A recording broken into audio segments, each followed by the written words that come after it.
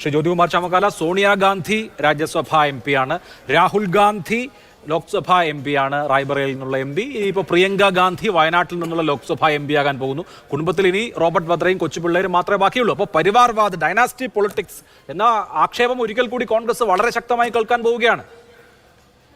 അഭിലാഷ്, ഈ ക്യാബിനറ്റ് ഇപ്പോൾ ഈ അടുത്ത സമയത്ത് അധികാരത്തിൽ വന്ന ക്യാബിനറ്റിൽ എത്ര കുടുംബക്കാരുണ്ട്, എത്ര എം പിമാർ ഒരേ കുടുംബത്തിൽ നിന്ന് വന്നിട്ടുണ്ട്, ചർച്ച ചെയ്യാം.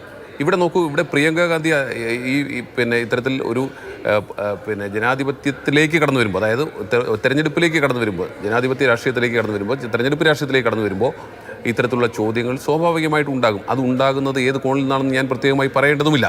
അവരെ സംബന്ധിച്ച് ഈ ശ്രീ ഗോപകുമാർ സാർ സൂചിപ്പിച്ചതുപോലെ അവർ ഒരു നല്ല ലീഡറാണെന്നും അവർക്കൊരു നല്ല കരിഷ്മയുണ്ടെന്നും അവർക്ക് നേതൃപാഠവും ഉണ്ടെന്നും അവർ ചുരുങ്ങിയ വർഷങ്ങൾ കൊണ്ട് തെളിയിച്ചിട്ടുള്ള ഒരു വ്യക്തിത്വമാണ്. അവർ AICCയുടെ ജനറൽ സെക്രട്ടറിയായി ഉത്തർപ്രദേശിൻ്റെ ചുമതല ഏറ്റെടുത്തുകൊണ്ട് വളരെ ഭംഗിയായി ഉത്തർപ്രദേശിൽ സംഘടനാ സംവിധാനം കെട്ടിപ്പടുക്കുന്നതിൽ ഉൾപ്പെടെ അവർ നടത്തിയിട്ടുള്ള സേവനങ്ങൾ നമ്മൾ മറക്കാൻ പാടില്ല. വയനാട്ടിൽ ശ്രീ രാഹുൽ ഗാന്ധി മത്സരിക്കുമ്പോൾ പോലും അവിടെ തെരഞ്ഞെടുപ്പ് മേഖലകളിൽ മാത്രമല്ല അവർ പങ്കെടുത്തുള്ള തെരഞ്ഞെടുപ്പ് റാലിയിൽ ഉണ്ടാകുന്ന ജനപങ്കാളിത്തം അത് അവർക്ക് നൽകുന്ന ഒരു അംഗീകാരമാണ്. അപ്പോൾ ആ രീതിയിൽ പൊതുപ്രവർത്തന രംഗത്തേക്ക് വന്ന് അവരുടെ വ്യക്തിമുദ്ര പതിപ്പിച്ചതിന് ശേഷം അവർ തെരഞ്ഞെടുപ്പ് രാഷ്ട്രീയത്തിലേക്ക് കടക്കുമ്പോൾ ഇത്തരം പ്രചാരണങ്ങൾക്കൊന്നും ഒരു അടിസ്ഥാനവുമില്ല എന്ന് നമുക്കറിയാം. മാത്രമല്ല അങ്ങനെ പറയാൻ പോയാൽ ഒരുപാട് കാര്യങ്ങൾ നമ്മൾ പറയേണ്ടി വരും. അപ്പോൾ കുടുംബവാഴ്ച എന്നുള്ള ഭാഗത്തിനൊന്നും നോക്കൂ, അവിടെ AICCയുടെ പ്രസിഡൻ്റായിട്ടിരിക്കുന്നത് ആ കുടുംബത്തിലുള്ള ആളല്ല, പാർലമെൻ്ററി പാർട്ടിയുടെ ലീഡറായിട്ട് കഴിഞ്ഞ പ്രാവശ്യം ഇരുന്നതും അങ്ങനെയുള്ളവരല്ല. അപ്പോൾ അവിടെ ഇപ്പോൾ ശ്രീമതി സോണിയാഗാന്ധി രാജ്യസഭാ അംഗമാണ്, അവർ UPയുടെ ചെയർപേഴ്സൺ ആയിട്ടിരുന്നിട്ടുള്ള ആളാണ്. ശ്രീ രാഹുൽ ഗാന്ധി, അദ്ദേഹത്തിന് AICC പ്രസിഡന്റ് ആകുന്നതിന് എന്തെങ്കിലും തടസ്സമുണ്ടായിരുന്നോ? അദ്ദേഹത്തെ സംബന്ധിച്ച് എത്രയോ തവണ AICC പ്രസിഡന്റ് ആകണമെന്ന് ആവശ്യപ്പെട്ടതാണ്. എന്നിട്ടും അദ്ദേഹം ഒരു സാധാരണ പ്രവർത്തകനായി നടക്കുകയും ഒരു MP ആയി മാത്രം അദ്ദേഹത്തിൻ്റെ പൊതുരംഗത്ത് നിൽക്കുകയും കോൺഗ്രസ് പാർട്ടിയെ ദേശീയ തലത്തിൽ അധികാരത്തിൽ കൊണ്ടുവരുന്നത് അല്ലെങ്കിൽ ഇന്ത്യ മുന്നണി അധികാരത്തിൽ കൊണ്ടുവരുന്നതിന് വേണ്ടി ഇത്രയേറെ പ്രയത്നിച്ച ഒരു മനുഷ്യൻ വേറെ ആരുണ്ട്?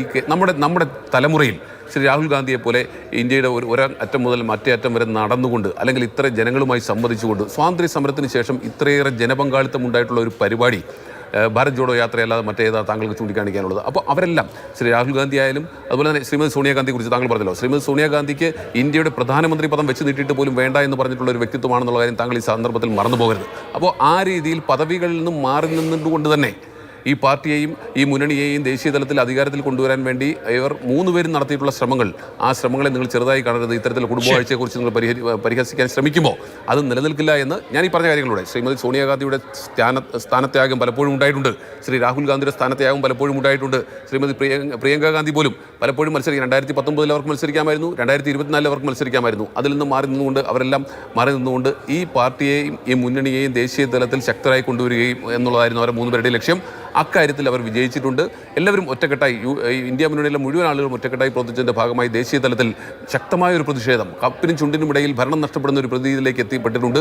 ആ സാഹചര്യത്തിൽ എല്ലാ അർത്ഥത്തിലും വയനാട്ടിൽ നിന്നും പാർലമെൻറ്റിലേക്ക് മത്സരിക്കാൻ ശ്രീമതി പ്രിയങ്ക ഗാന്ധി യോഗ്യയാണ്. അവരുടെ കുടുംബ മഹിമയെക്കുറിച്ച് പറയുമ്പോൾ അത് ഒരു കുറവായി കണക്കാക്കുന്ന രീതിയിലേക്ക് പോകുന്നത് താങ്കളെപ്പോലെ ഒരു മാധ്യമപ്രവർത്തകൻ്റെ ഭാഗത്ത് നിന്ന് ഇനിയെങ്കിലും ഉണ്ടാകരുത് എന്ന ഒരു സ്വാഭാവികമായിട്ടും താങ്കളുടെ ഭാഗത്ത് നിന്ന് സ്വാഭാവികമായിട്ടും അത്തരത്തിൽ ആ ചോദ്യത്തിന് താങ്കളുടെ ഭാഗത്ത് നിന്ന് BJPക്ക് ചോദിക്കാം. താങ്കളുടെ ഭാഗത്ത് നിന്ന് അത്തരത്തിലൊരു ചോദ്യത്തിന് പ്രസക്തിയില്ല എന്നതിന്റെ കാര്യകാരണങ്ങളാണ് ഞാൻ ഇത്രയും നേരം പറഞ്ഞത്. വിമർശനങ്ങളൊക്കെ വരും, സ്വാഭാവികമാണ്. എല്ലാ ചോദ്യങ്ങളും വരുമല്ലോ. തീർച്ചയായും എല്ലാ ചോദ്യങ്ങളും വരുമല്ലോ. ഇനി ശ്രീ ഹസ്കർ